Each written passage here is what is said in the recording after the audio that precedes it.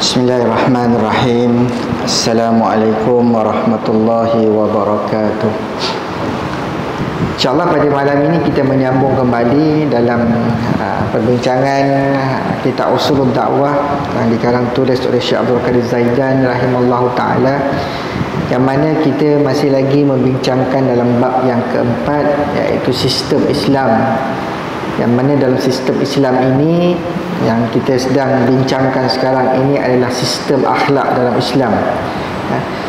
Kita akan membincangkan nanti sistem masyarakat dalam Islam, sistem pemerintahan dalam Islam, sistem ekonomi dalam Islam, dan sistem peperangan dalam Islam, serta sistem kejahatan dan hukuman dalam Islam.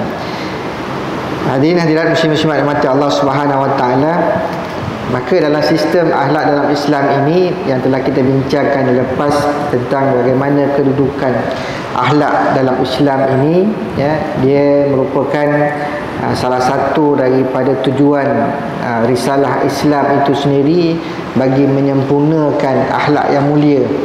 Sebab itulah Allah utuskan Nabi Muhammad sallallahu alaihi wasallam, yang Nabi sebut innama bu'istu liutammima makarimal akhlak. Sesungguhnya aku diutuskan untuk menyempurnakan akhlak yang mulia.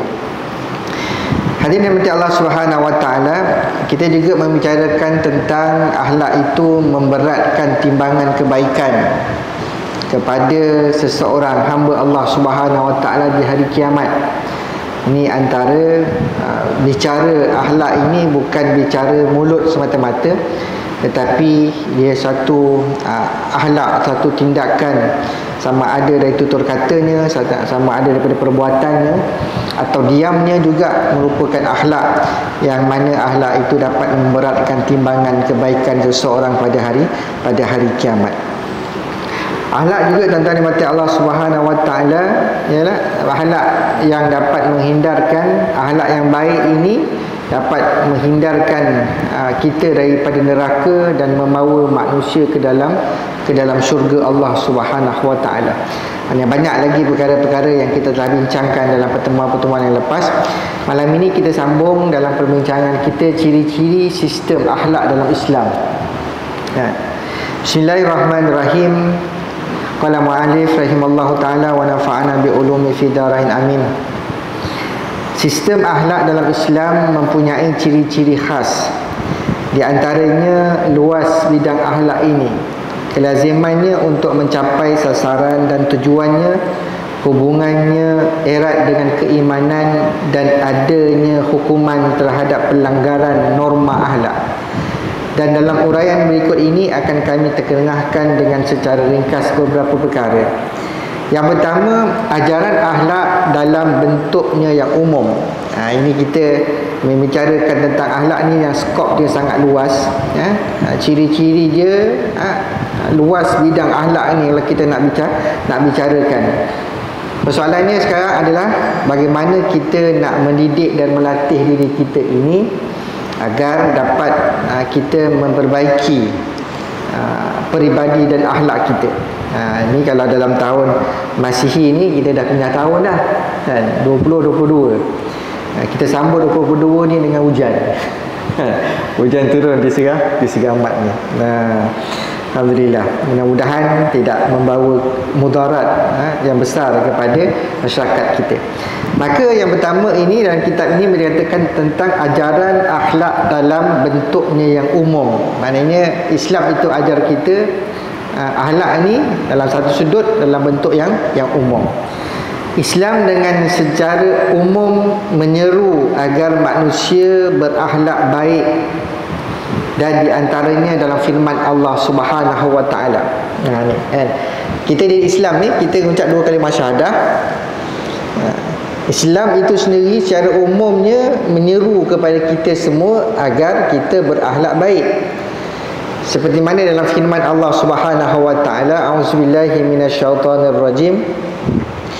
Wa qul li'ibadi yaqulu allati hiya ahsan innasyaiṭana yanzaghu bainahum innasyaiṭana kana lil insani aduwwan mubina.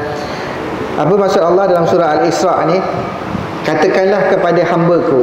Allah menyeru, qul li'ibadi, katakanlah kepada hamba-hamba-Ku supaya mereka mengatakan perkataan yang baik-baik. Yaqulul lati hiya ahsan. Allah perintah kepada kita secara umumnya untuk apa? Untuk kita mengatakan perkataan-perkataan yang baik-baik. Sebab tu kalau orang Islam ni, kita bila baca Quran, kita faham apa perintah Allah pada kita. Tak akan mungkin kita ni berani nak buat perkara-perkara yang dilarang, ditegah oleh Allah Subhanahu Wa Taala. Dalam bentuk ini saja Allah suruh perintahkan bagi kita mengatakan perkataan yang baik-baik. Inna syaitana yanzahu bainahum, kata Allah, sesungguhnya syaitan itu berbuat bencana antara mereka itu. Inna syaitana kana lil insani aduwwan mubina, sesungguhnya syaitan itu menjadi seteru yang terang bagi manusia. Ni Allah sebut pada kita, tuan-tuan, yang dirahmati Allah Subhanahu Wa Taala, betapa pentingnya kata-kata yang baik. Kata-kata yang keluar daripada lidah kita ini, kata-kata yang baik, qaulun ma'ruf, kata-kata yang baik. Dalam surah lain Allah Ta'ala sebut, ya ayyuhallazina amanu taqullaha wa qulu qawlan sadida. Dalam surah Al-Munafiqun akhir itu Allah Ta'ala sebut, wahai orang yang beriman, bertakwalah kamu kepada Allah dan berkatalah dengan kata-kata yang baik. Ini seruan Allah Ta'ala kepada kita.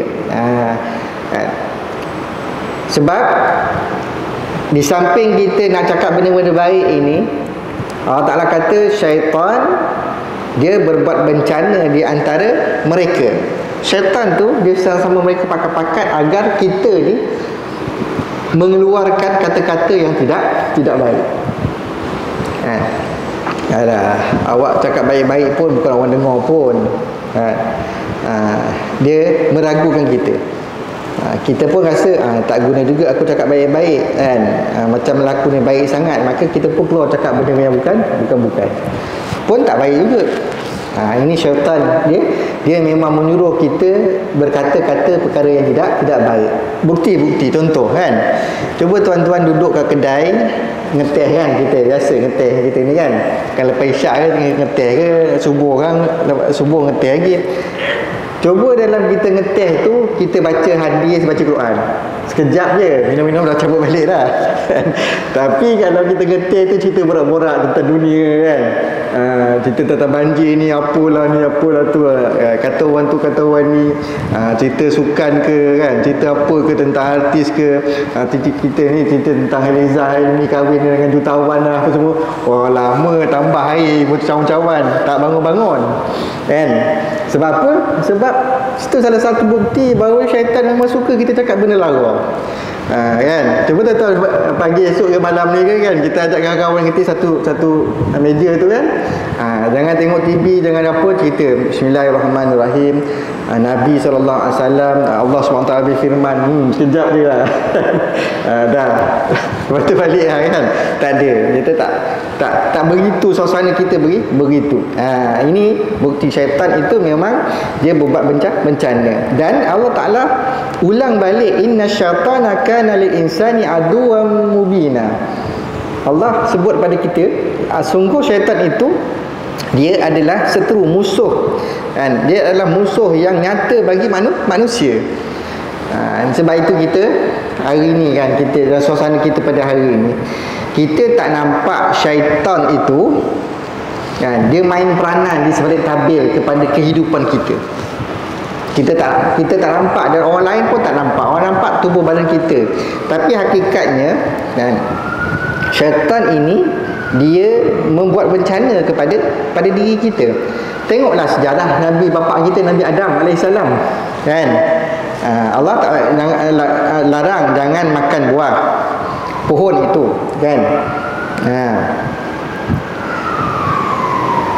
Syaitan bisikkan kepada Nabi Adam dan Siti Hawa, nenek kita, tak makan, kau dekat-dekat dia tak apa. Kan macam tu. tengok dia dekat-dekat tak apa kan. Dekat. Bila dia dekat kan, apa, nak rasa macam menarik, apa nak rasa. Syaitan juga pun yang main peranan tu. Syaitan yang main peranan. Sejarah ada dalam Quran kan. Syaitan main peranan. Maka termakanlah pujuk rayu. Nabi Adam pun makan, Siti Hawa pun makan. Maka jadilah sejarah yang kita tahu bersama. Teringkas je tuan-tuan cerita tentang Siti Hawa dengan Nabi Adam alaihissalam. Begitu juga dengan sekarang ni kan. Allah larang zina tu. Selalu saya sebut ni kan.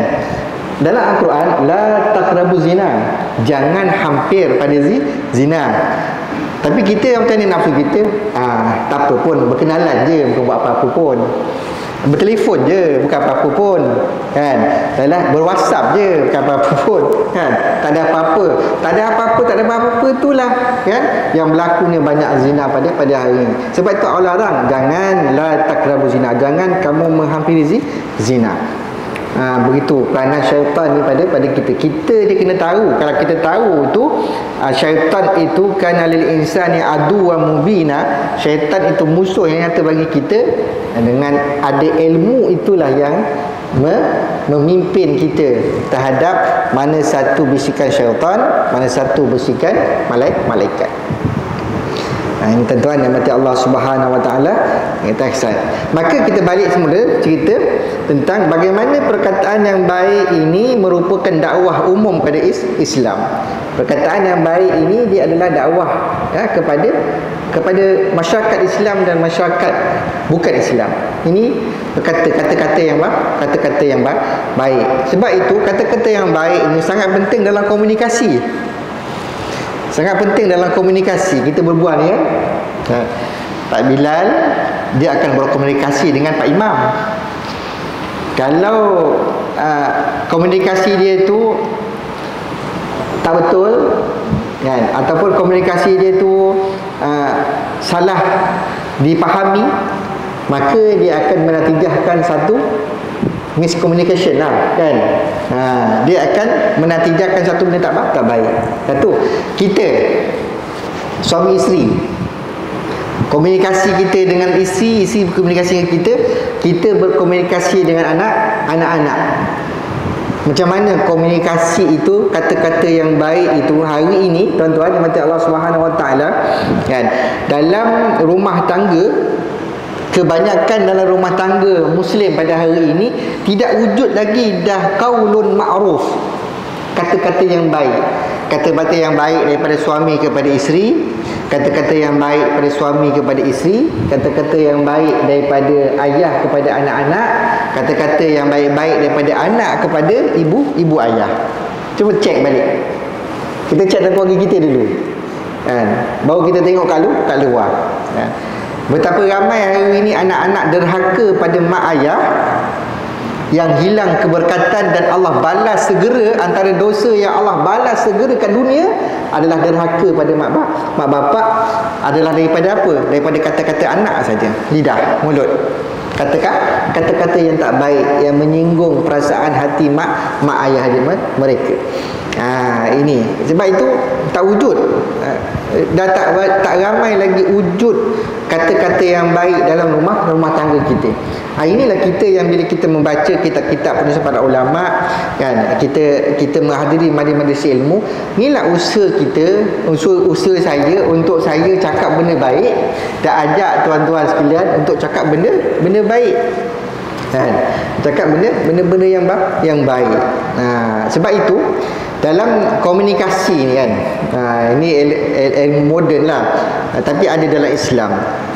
Dalam komunikasi ni ada beberapa perkara yang penting untuk wujudkan kita punya komunikasi yang baik, kata-kata kita yang baik kan. Antaranya para ulama kata apa ya? Kita kena ada muda'abah. Muda'abah ini ialah kata-kata yang mengambil berat, ambil peduli, kata-kata yang meraihkan. Ni contoh sekarang banjir ni kan. Banjir ni kita tengok saudara kita kan. Abang ipar saya kena COVID, baru dia tahu jiran dia tu okey ke tak okey. Kan? Bila dia kena COVID, positif COVID, baru dia tahu mana saudara, mana bukan saudara. Kan? Ada orang yang kena COVID, jiran sebelah tanya khabar pun tidak. Makan ke tidak sebelah jiran aku ni, dah tentu dia kena kuarantin anak-anak kan. Nak menghulur tu lagi jauh, nak tanya khabar WhatsApp pun tak. Ini komunikasi. Sebab itu dalam suasana hari ni saudara kita banjir ni tuan-tuan kan, dan sebagainya, campur dengan COVID lagi apa semua. Ini pula dah kerajaan dah tangguhkan pula nak pergi umrah. Saya pun tak tahulah ni akhir bulan 3 saya nak pergi ni kan. Akhir bulan 3 ni tak tahu dah lepas ke tidak kan. Start 8 hari bulan ni. Maka dalam situasi COVID hari ni, orang-orang sakit, banjir apa semua kan, qaulun muda'abah ni kena ada pada kita. Dia salah satu kaedah penting dalam komunikasi ni, mewujudkan kata-kata yang baik. Antaranya apa? Adalah ambil peduli, ambil berat. Apa khabar? Macam mana keadaan? Kan? Ini tuan-tuan, penting ni. Ni penting. Kata-kata ini dia tidak akan berlaku kalau bukan lahir daripada hati. Tak. Berlaku juga, tapi berlaku tu mungkin dengan sebab-sebab keduniaan. Nakkan sesuatu perkara, mungkin ada kamera ambil gambar dia, mereka cakaplah baik-baik kan.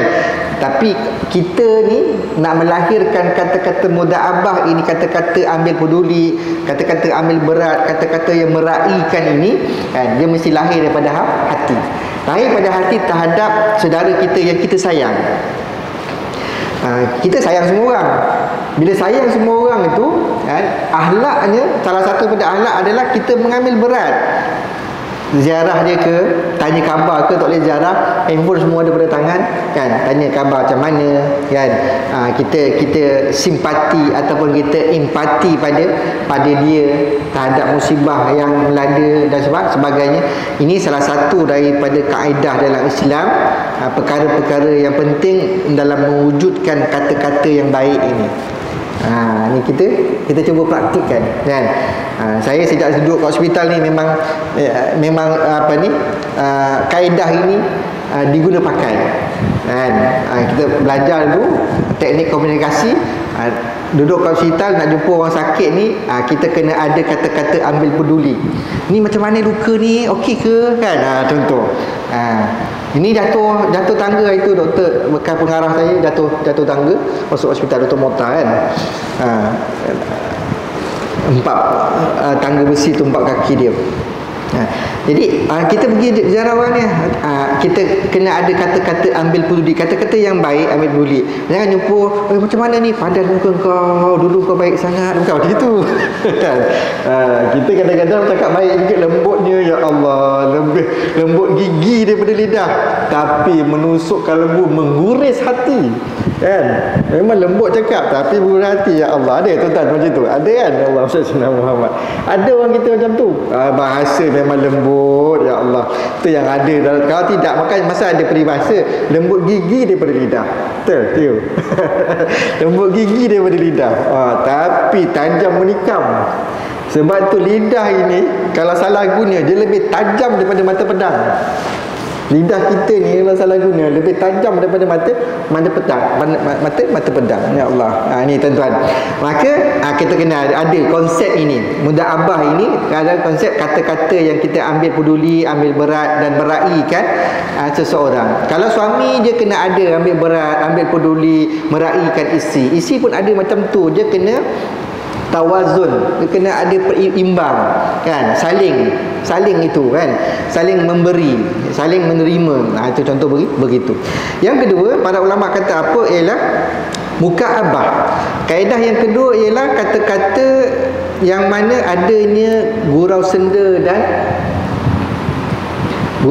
dan jenaka.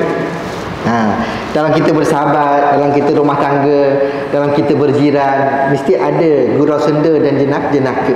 Nabi pun ada gurau senda Nabi kan.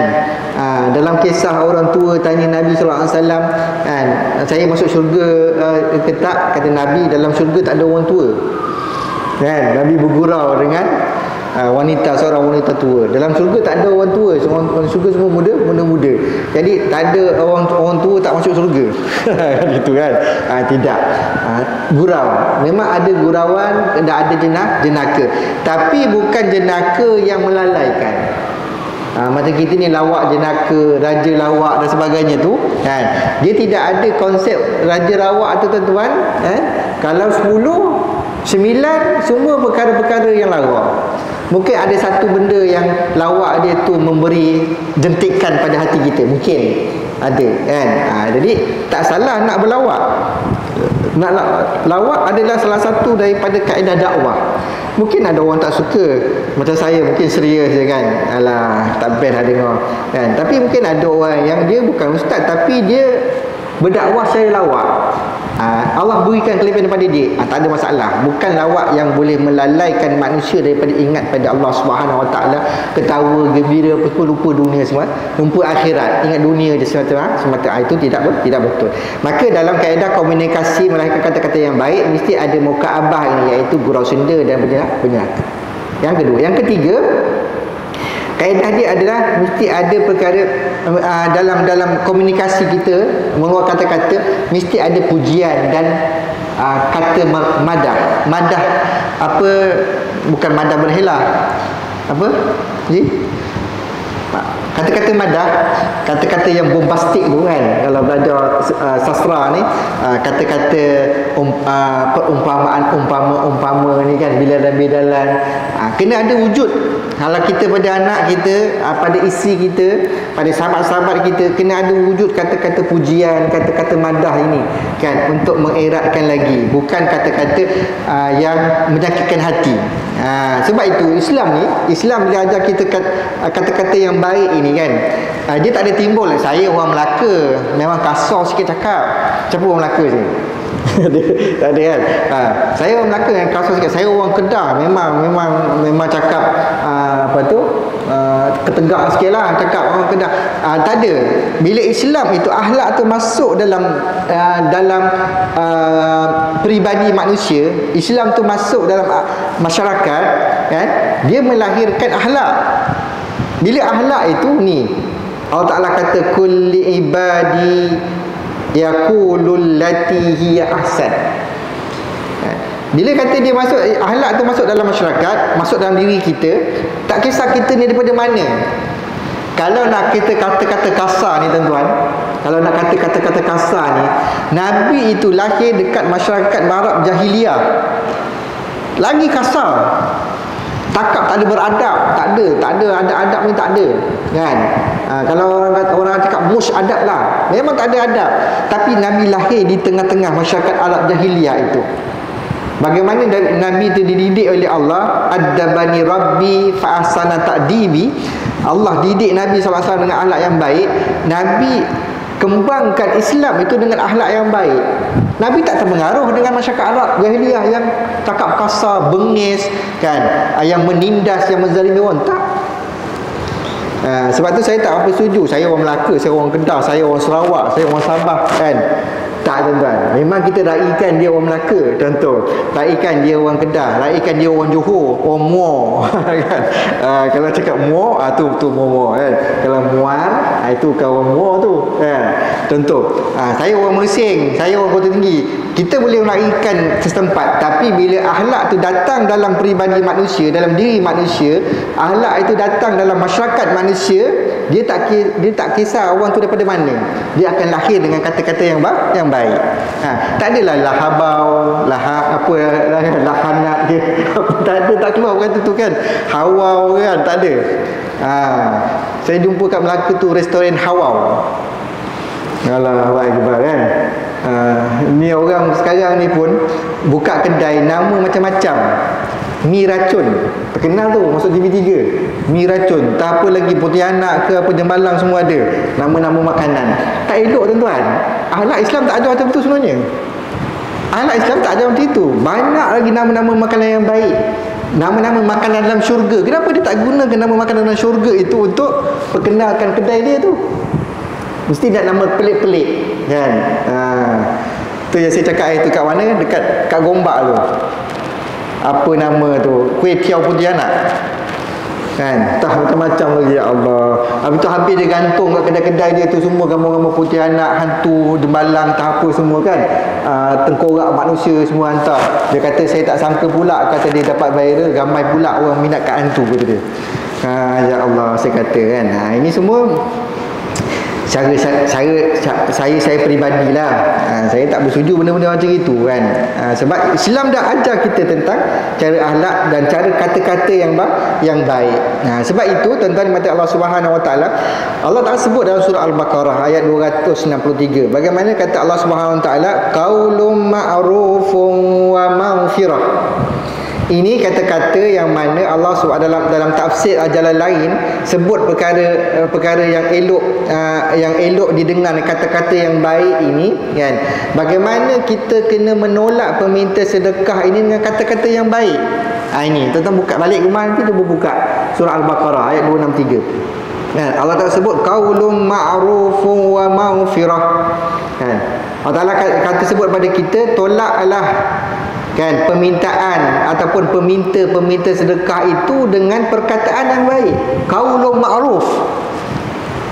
Walaupun kita tak suka peminta sedekah, sebab kan kucing apa datang minta sedekah ke kita kan, kita kena tolak dengan perkataan yang baik kan, wa maghfirah, dan beri maaf pada dia kalau cara dia itu kurang adab ataupun kurang sopan.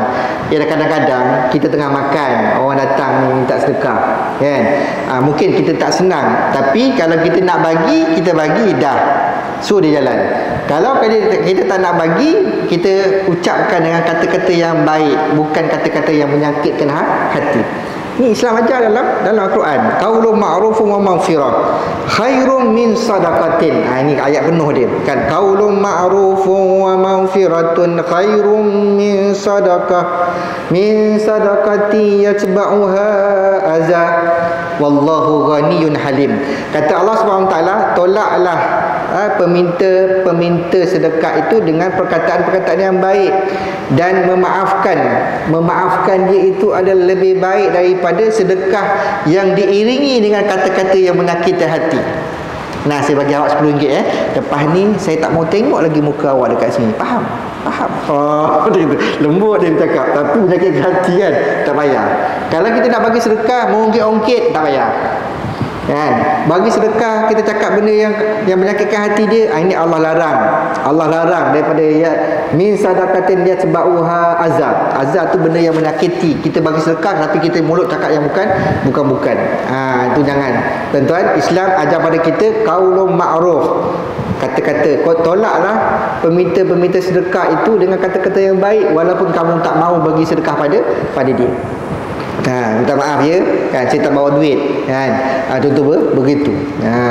Saya kat mana hari tu, tak ingat saya kat mana hari tu saya pergi kan, banyak tempat begini hari tahun ni kan. Ada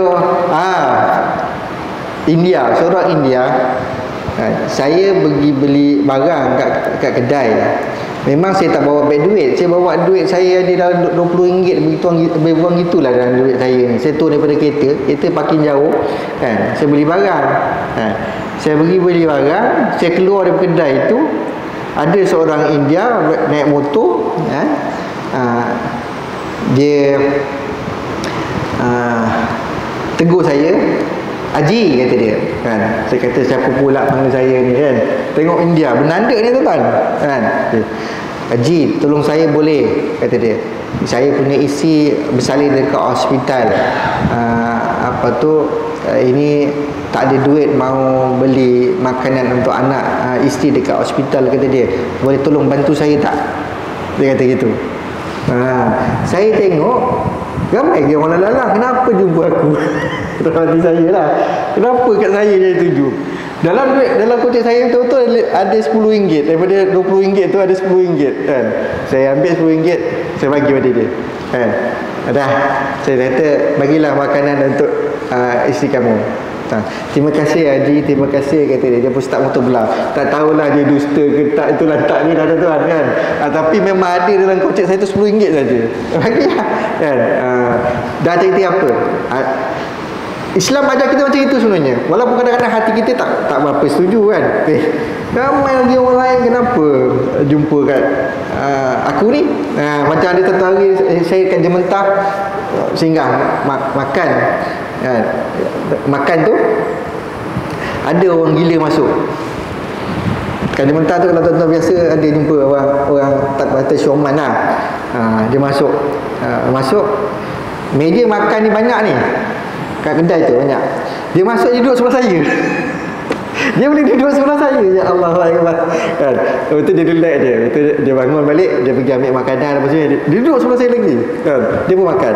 Saya pun makan juga sebelah. Saya tengok dia tengok saya. Dia dah tengok memang confirm lah dia memang tak betul kan. Okeylah, ada. Lepas makan apa semua, saya pun nak cepat. Saya kata cakap dengan tuan kedai tu, kirakan sekali tu, alah tak payahlah encik tu, orang gila, kata tuan kedai tu. Orang gila tu, dia ada duit tu, kata dia.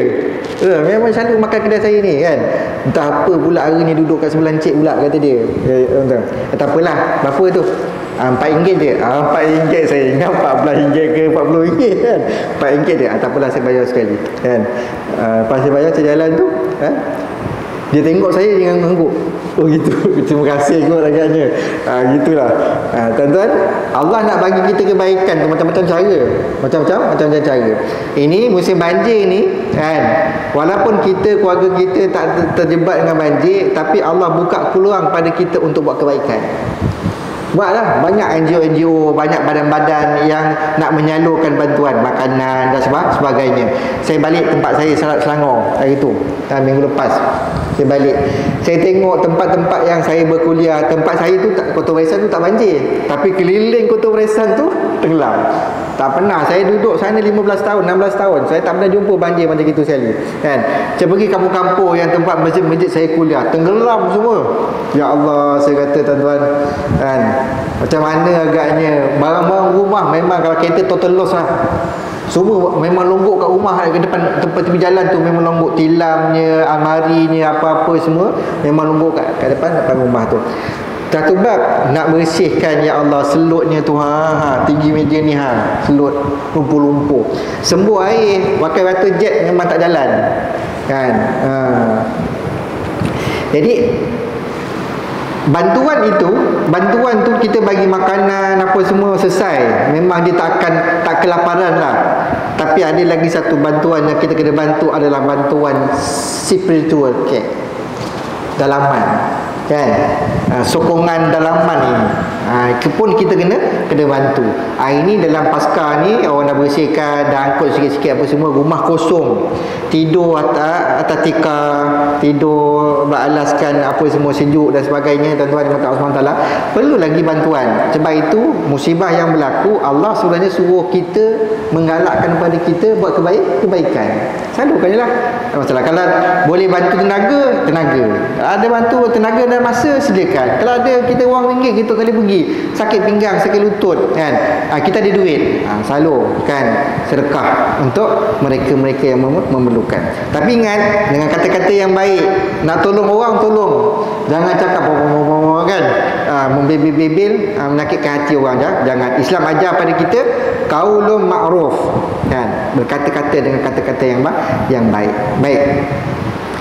Maka serta lagi satu lagi, Allah Subhanahu Wa Taala melarang dari berbuat benda yang keji. Dalam firman Allah Subhanahu Wa Taala dalam surah An-Nahl ayat yang ke-90, innallaha ya'muru bil adli wal ihsan wa ita'izil qurba wa yanha 'anil fahsya'i wal munkar wal baghi ya'izukum la'allakum tazakkarun.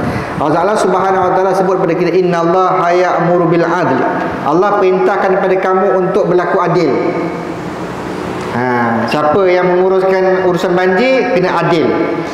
Jangan berat sebelah, jangan pilih bulu kalau kita nak uruskan banjir. Ini Allah perintah, innallaha ya'muru bil adli, adil.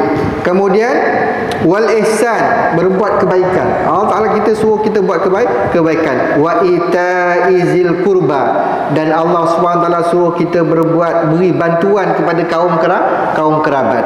Wa yanha 'anil fahsya, dan Allah melarang kita daripada buat benda-benda yang keji. Wal munkar, kan, pekerjaan yang mungkar. Wal baghi, dan kejahatan. Ini Allah perintah pada kita. Ya'izukum la'allakum tazakkarun. Dia memberi kamu pengajaran, mudah-mudahan kamu mendapat peringatan. Di segala-galanya yang berlaku, musibah yang berlaku dalam negara kita dan sebagainya ini tuan-tuan yang Allah Subhanahu Wa Taala. Allah Taala suruh apa? Rujuk surah An-Nahl. Ayat ke-90, Allah Taala suruh kita berlaku adil. Allah Ta'ala suruh kita buat kebaikan. Allah Ta'ala suruh kita membantu saudara-saudara kita yang kaum kerabat kita, saudara yang terdekat. Kemudian Allah Ta'ala suruh kita wa yanha 'anil fahsya. Allah Ta'ala suruh kita cegah daripada benda-benda mungkar, benda-benda keji, benda-benda yang jahat. Ya'izukum la'allakum tazakkarun. Allah memberi kita pengajaran, mudah-mudahan kita mendapat peringatan. Ayat di atas menerangkan dakwah umum Islam agar manusia menghindarkan diri dari perbuatan-perbuatan keji dan buruk, dan dakwah umum ini diterangkan dalam beberapa hadis Nabi sallallahu alaihi wasallam.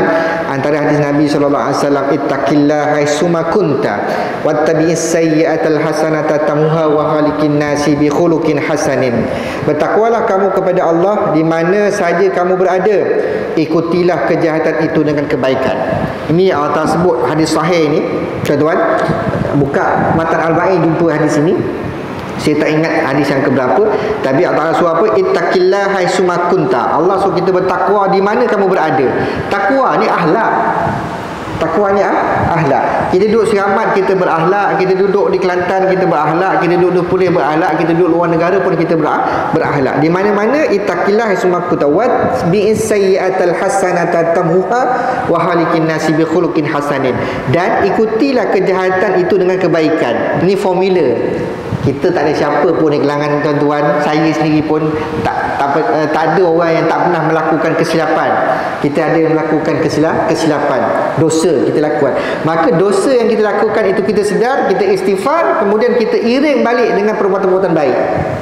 Buat baik, sedekah, tolong orang, cakap benda yang baik, nasihatkan orang, berbakti kepada orang, ihsan dan sebagainya. Berakhlak dengan akhlak baik, itu juga adalah benda-benda baik yang Allah, Nabi suruh pada kita. Ikutilah kejahatan kamu itu dengan kebaikan.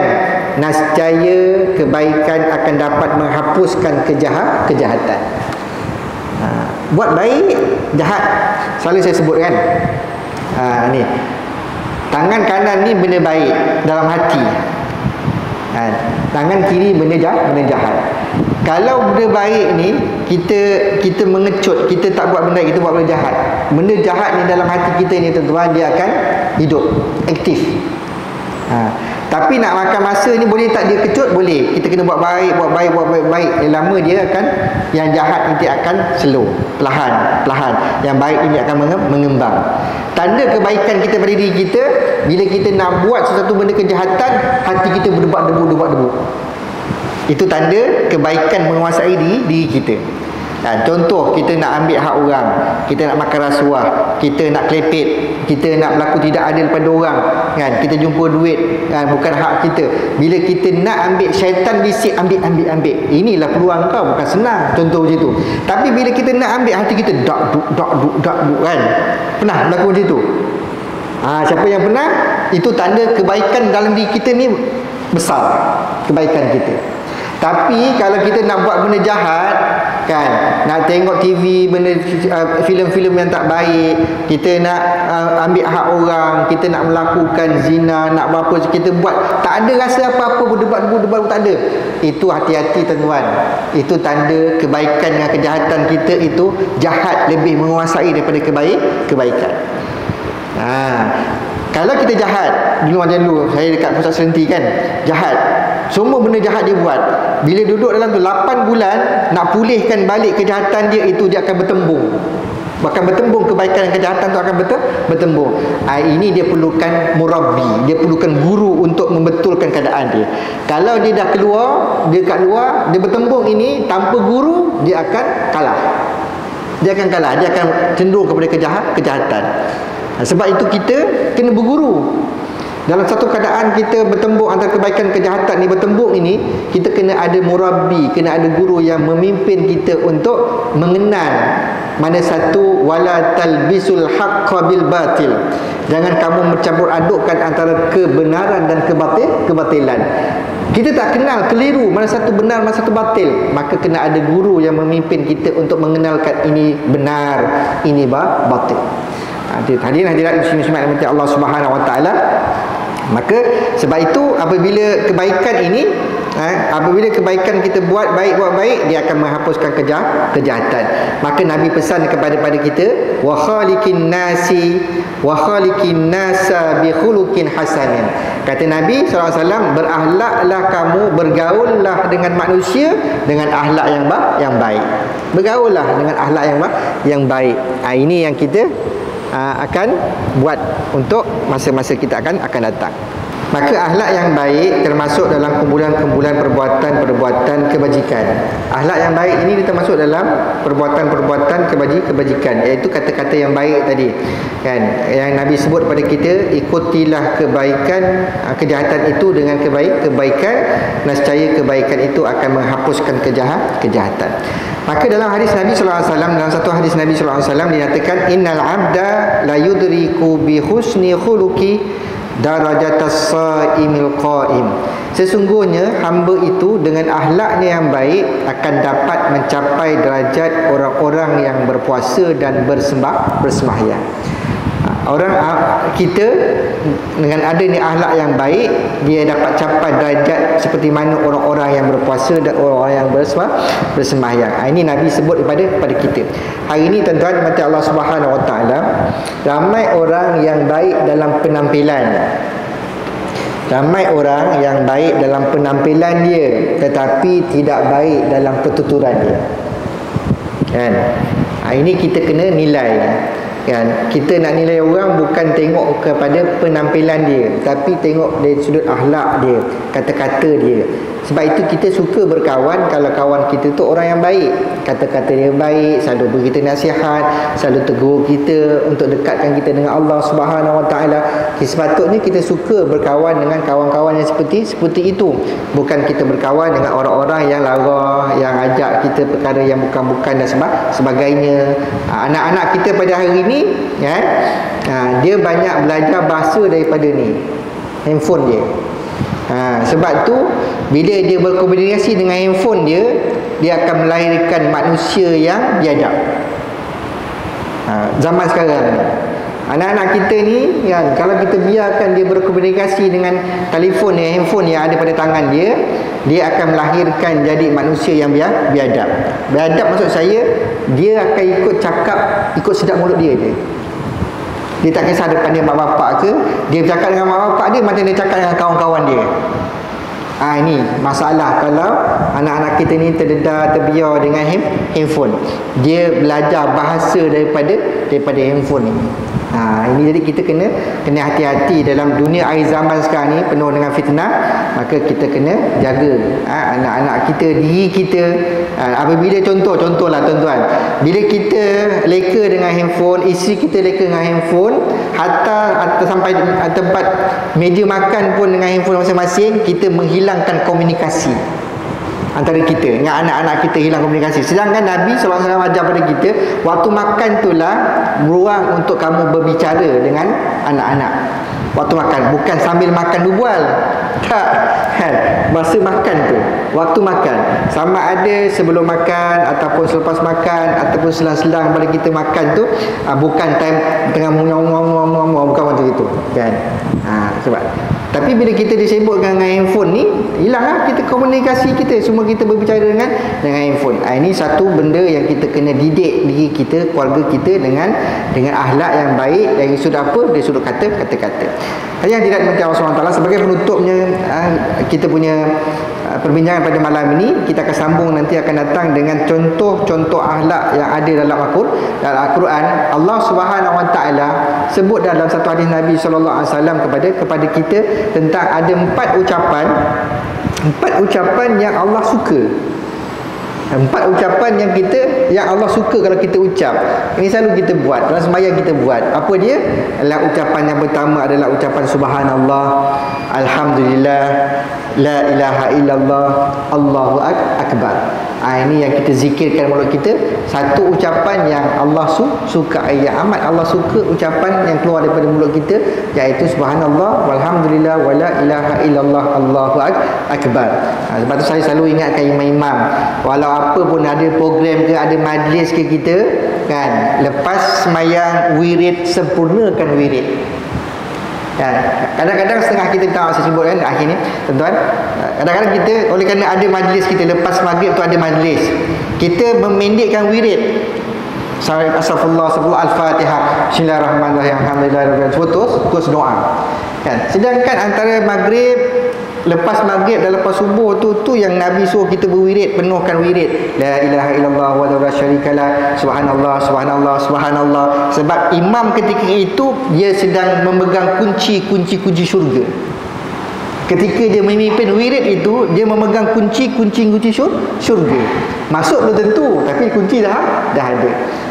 Ini kalau kita sibuk macam mana sekalipun, ada apa hal-hal, jangan lepaskan wirid itu, kena selesaikan secara sempurna. Subhanallah, alhamdulillah, Allahu akbar, Allahu akbar kabira, selesaikan apa semua dan doa.